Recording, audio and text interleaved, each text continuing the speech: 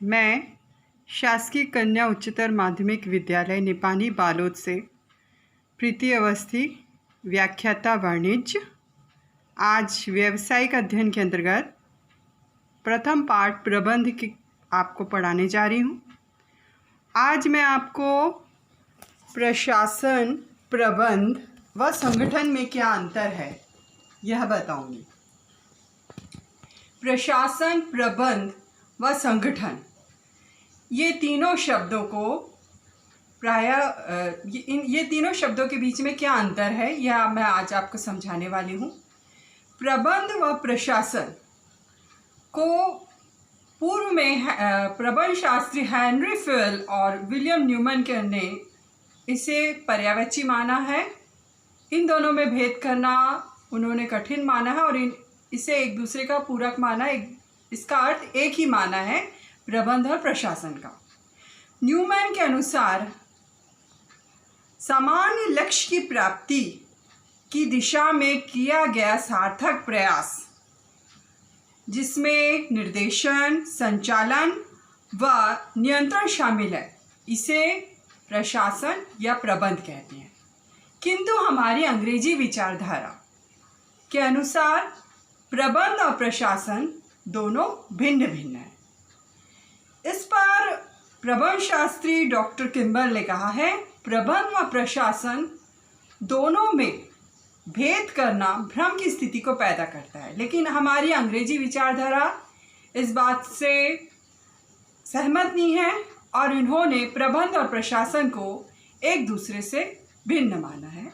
उन्होंने प्रबंध को प्रशासन का ही एक अंग माना है। अब मैं यहाँ समझाना चाहूँगी कि प्रशासन क्या है।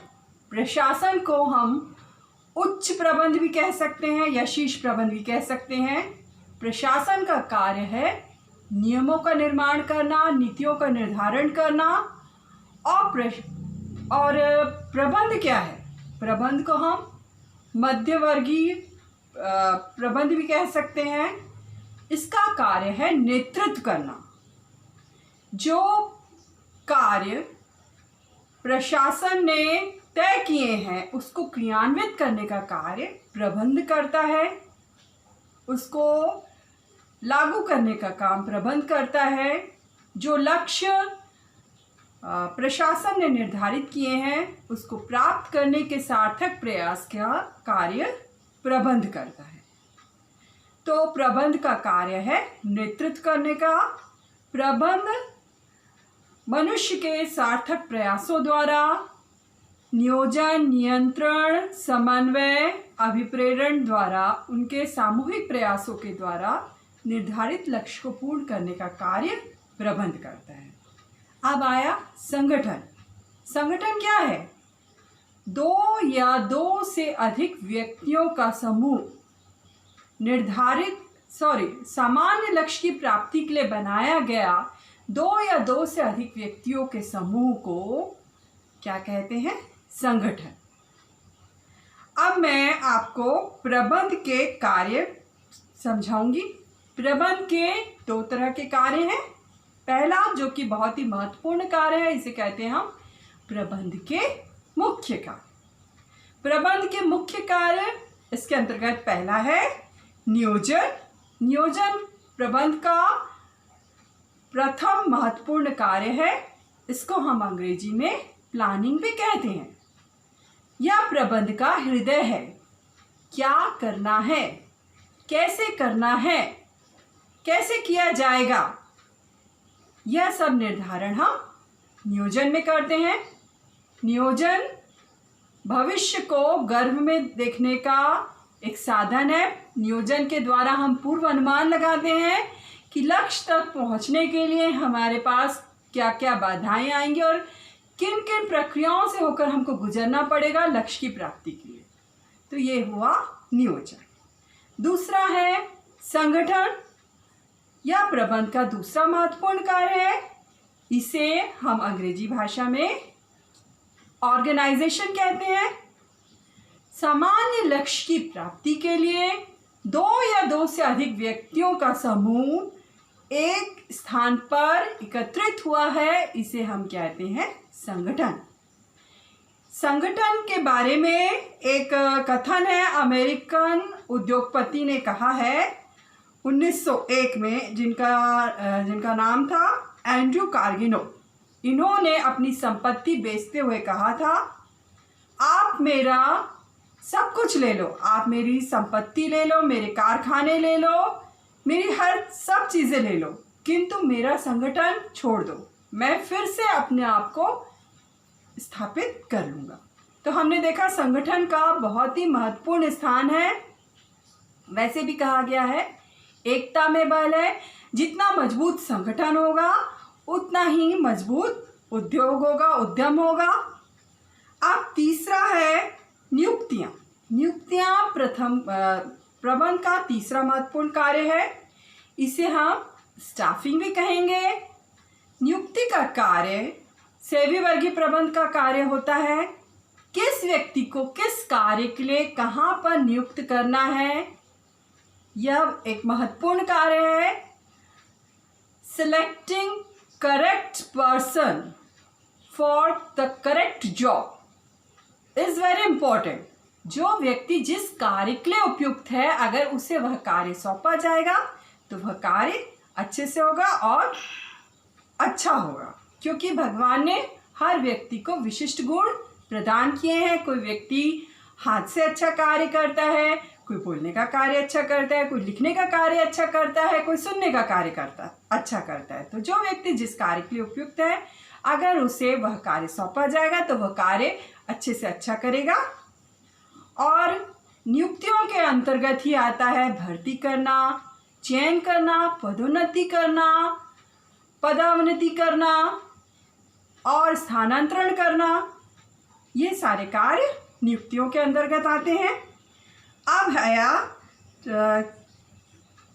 अब है चौथा कार्य संचालन। यह प्रबंध का चौथा महत्वपूर्ण कार्य है।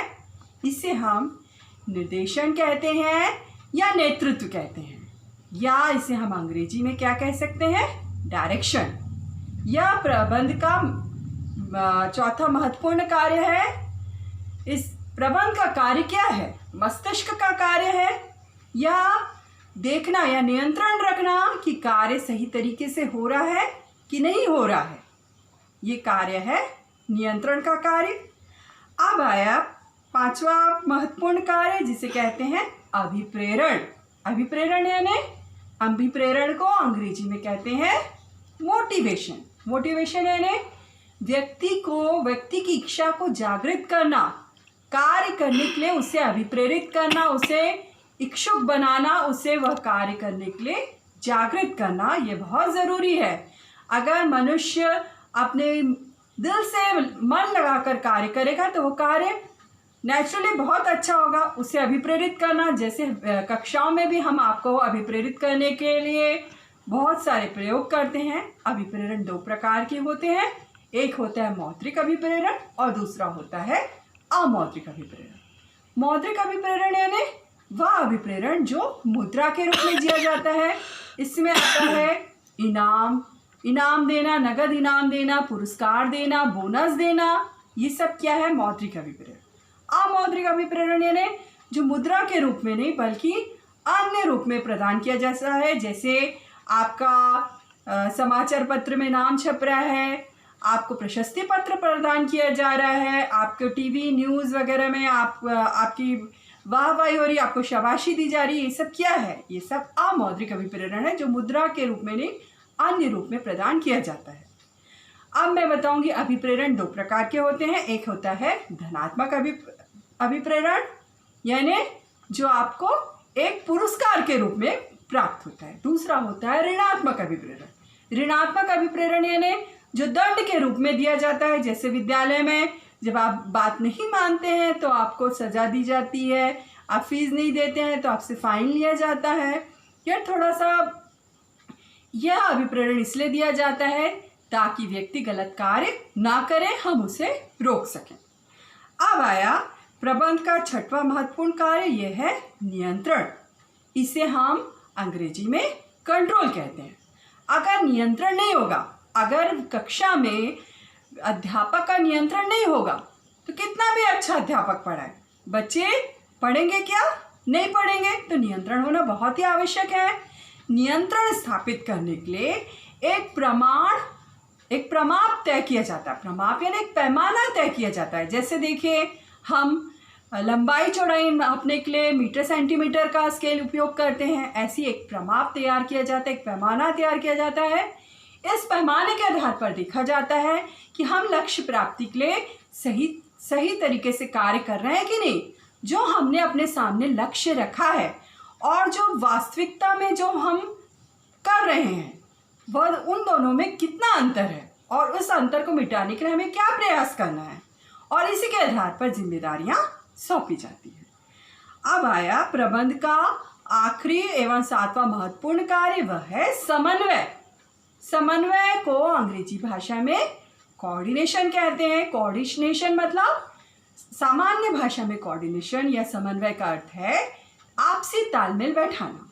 आज के युग में उद्योग का क्षेत्र बढ़ता जा रहा है। ऐसी स्थिति में अगर आपसी तालमेल ना बैठाया जाए, हम आपस में एक दूसरे को सहयोग ना करेंगे, तो कोई भी कार्य नहीं हो सकता। क्योंकि प्रबंध कार्य क्या है? इन सातों का मिला जुला स्वरूप है। और अगर इन सातों प्रक्रियाओं में अगर कोई किसी को सहयोग प्रदान ना करे, तो कार्य सफल नहीं हो पाएगा, हम अपने उद्देश्यों तक नहीं पहुंच सकेंगे। तो मैंने अभी आपको बताया प्रबंध के प्रमुख कार्य। अब मैं आपको प्रबंध के गौण कार्यों के बारे में बताऊंगी। गौण कार्य यानी सहायक कार्य। सहायक कार्य यानी प्रबंध के वह कार्य जो प्रबंध के प्रमुख कार्यों को सहायता प्रदान करते हैं, इसे कहते हैं प्रबंध के सहायक कार्य। इससे पहला आता है संदेशवाहन। इसको अंग्रेजी भाषा में क्या कहते हैं? कम्युनिकेशन। और अन्य शब्दों में इसे क्या कह सकते हैं? संप्रेषण। संप्रेषण यानी सूचनाओं का आदान प्रदान। अगर सूचनाओं का आदान प्रदान नहीं होगा तो कोई भी कार्य नहीं हो सकता। आजकल संप्रेषण के कई माध्यम आ गए हैं। फैक्स है, मोबाइल है, इंटरनेट है, बहुत सारे माध्यम हैं जिसके द्वारा हम सूचनाओं का आदान प्रदान कर सकें। ये संप्रेषण दो प्रकार के होता है। एक लिखित संप्रेषण होता है और दूसरा होता है मौखिक संप्रेषण। लिखित संप्रेषण लिखित रूप में दिया जाता है। मौखिक संप्रेषण, जैसे मैं अभी आपके साथ कौन सा संप्रेषण कर रही हूँ, मैं आपके साथ अभी मौखिक संप्रेषण कर रही हूँ। मैं अपने इस व्याख्यान के द्वारा आप तक अपनी बात पहुंचाने की कोशिश कर रही हूँ। तो ये क्या हुआ? मौखिक संप्रेषण। संप्रेषण दो प्रकार के होते हैं। अब आया प्रबंध का दूसरा सहायक कार्य, वह है नवाचार। नवाचार को अंग्रेजी भाषा में इनोवेशन कहते हैं। इनोवेशन या नवाचार। आज आधुनिक युग है, रोज नया सूर्योदय हो रहा है, नई नई तकनीकें आ रही हैं। इसके अनुसार लोगों की रुचि और पसंद भी बदल रही है। और अगर हम आज के युग में बराबरी के साथ लोगों की डिमांड के अनुसार उत्पादन नहीं करेंगे, तो हमारा उत्पादित वस्तु को कौन खरीदेगा? कोई नहीं खरीदेगा। इस नवाचार युग में नई नई तकनीकों के विकास के अनुसार हमें भी ढलना पड़ेगा। इसी ही कहते हैं नवाचार। ये प्रबंध का महत्वपूर्ण अंग है। अब प्रबंध का तीसरा सहायक कार्य है, वह है निर्णयन। निर्णयन को अंग्रेजी भाषा में डिसीजन कहते हैं। सही वक्त पर सही निर्णय अगर नहीं लिया जाए तो क्या होगा? व्यर्थ होगा कि नहीं? यह प्रबंध का बहुत ही महत्वपूर्ण अंग है। कहते हैं अब पछताए होत क्या, जब चिड़िया चुग गई खेत। जब समय हाथ पे नहीं रहा, तब अगर आपने निर्णय लिया तो क्या होगा? कोई मतलब नहीं रहेगा। सही वक्त में आपने अपनी परीक्षाओं के अध्ययन के लिए सही प्रयास नहीं किया तो क्या हुआ? आपको सही प्रतिफल मिलेगा क्या? नहीं मिलेगा। इसे निर्णय लेना ये प्रबंध का सबसे महत्वपूर्ण कार्य है। निर्णय लेना प्रबंधक का महत्वपूर्ण कार्य है। अब आया चौथा सहायक कार्य प्रबंध का, और यह है प्रतिनिधित्व करना। प्रतिनिधित्व को अंग्रेजी भाषा में कहते हैं रिप्रेजेंटेशन। जैसे विद्यालय में कक्षा में आपका जो कप्तान है, जो आपके कैप्टन है, स्कूल के आपके जो कैप्टन है, वह क्या करते हैं, पूरे आपकी कक्षा का, विद्यालय का प्रतिनिधित्व करते हैं। ऐसे ही प्रबंध का प्रतिनिधित्व कौन करता है? प्रबंधक करता है। विभिन्न सभाओं में, अनुबंधों में स्वामी की तरफ से या कंपनी प्रमंडल की तरफ से प्रतिनिधित्व का कार्य कौन करता है? प्रबंधक करता है। यह भी प्रबंध का महत्वपूर्ण सहायक कार्य है। इस तरह हमने पढ़ा प्रबंध के प्रमुख कार्य ये हैं 7। पहला है नियोजन, दूसरा संगठन, तीसरा नियुक्तियां, चौथा संचालन, पांचवा अभिप्रेरण, छठवां नियंत्रण और आखिरी है समन्वय। और प्रबंध के सहायक कार्य जो प्रमुख कार्य को संपादित करने में सहायता प्रदान करते हैं वो है पहला संदेशवहन, नवाचार, निर्णयन और प्रतिनिधित्व। अब हर चीज की कुछ सीमाएं होती हैं, ऐसे प्रबंध की भी कुछ सीमाएं हैं और कुछ आलोचनाएं हैं। प्रबंध यद्यपि सार्वभौमिक है, सार्वभौमिक यानी भूमि के हर क्षेत्र में लागू होता है, चाहे आप विद्यालय चले जाओ, शिक्षा के क्षेत्र में चले जाओ, चाहे आप स्वास्थ्य के क्षेत्र में चले जाओ, चाहे आप धार्मिक क्षेत्र में चले जाओ, हर क्षेत्र में यह लागू होता है। यह एक गतिशील प्रक्रिया यानी जो लगातार निरंतर चलती रहती है। परंतु प्रबंध के सिद्धांतों की भी कुछ सीमाएं हैं। पहला है प्रबंध के सिद्धांत स्थायी रूप से लागू नहीं होते, यानी ये विभिन्न परिस्थिति में, विभिन्न उद्योगों में, विभिन्न स्थितियों में बदलते रहते हैं। दूसरा है प्रबंध का संबंध मानवीय आचरण से है। मानवीय आचरण यानी मनुष्य के व्यवहार से है। मनुष्य का व्यवहार बदलता रहता है। विभिन्न मनुष्य का आचरण विभिन्न होता है क्योंकि मनुष्य का स्वभाव अलग अलग होता है। तो यहाँ भी इसकी आलोचना हुई है, यहाँ भी यह पूर्णतः लागू नहीं हो पाता है। तीसरा है प्रबंध के सिद्धांतों का प्रयोग देश, काल एवं परिस्थिति के अनुसार होता है। अलग अलग देशों में अलग अलग तरह की स्थितियां हैं, जैसे कहीं साम्यवाद है, कहीं पूंजीवाद है, और अलग अलग परिस्थितियों में इसके सिद्धांत अलग अलग रूप से लागू किए जाते हैं। चौथा है प्रबंध निजी हित एवं विशिष्ट प्रतिफल की प्राप्ति हेतु किया जाता है। निजी हित यानी जो हम अपने पर्सनल प्रॉफिट, हम अपने लाभ के लिए जो करते हैं वो है निजी हित। दूसरा है विशिष्ट प्रतिफल, एक विशिष्ट लक्ष्य जो हम पाना चाहते हैं इसके लिए किया जाता है। यह कहा गया है कि यह व्यवसाय के लिए उपयुक्त है लेकिन यह उद्योगों के लिए उपयुक्त नहीं है। और आखिरी जो सीमा है वो है प्रबंध के कारण नौकरशाही, लाल फीताशाही समझते हैं, भाई भतीजावाद, लाल फीताशाही यानी जो प्रबल व्यक्ति है जिसके हाथ में पावर है उसी की चलेगी, बाकी जो नीचे व्यक्ति हैं उनकी कोई सुनवाई ना होना। ऐसे दूषित मनोवृत्तियां पनपती हैं जो कि गलत है। तो हर कार्य के अगर कुछ लाभ हैं तो कुछ उसकी हानियां भी हैं। ऐसी प्रबंध की कुछ सीमाएं भी हैं और कुछ आलोचनाएं भी हैं। तो यहाँ मैंने एक प्रयास किया है और मैं यह आपसे उम्मीद करती हूँ कि अब आपको मेरी बात समझ में आई होगी। इसी के साथ मैं आपको धन्यवाद व्यक्त करती हूँ और आगे अगला वीडियो आपके लिए बनाऊंगी। धन्यवाद। लंबा चौड़ा है ये तो फिर